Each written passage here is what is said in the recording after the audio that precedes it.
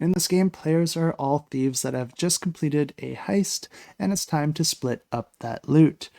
But since you are thieves, maybe just keeping all that loot for yourself sounds a little bit nicer, and that's going to be your goal in this game, because in this game, each player is going to represent a different member of that heist, and you're each going to have your own personal player boards.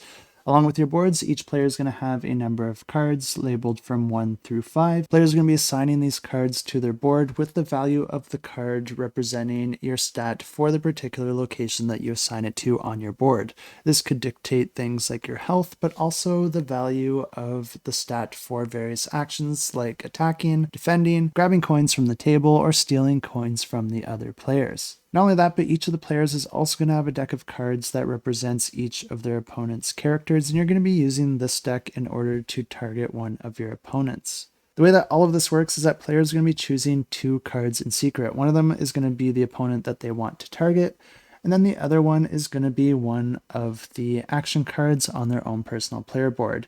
And I should mention that all of these are hidden when you place them, but players are going to be simultaneously flipping both of those cards at the same time, and then all the actions resolve simultaneously, which means that any players that chose to attack are going to be dealing that amount of damage to the opponent that they targeted, unless that player decided to do the defend action, and in that case they're going to be defending against that number of attack points.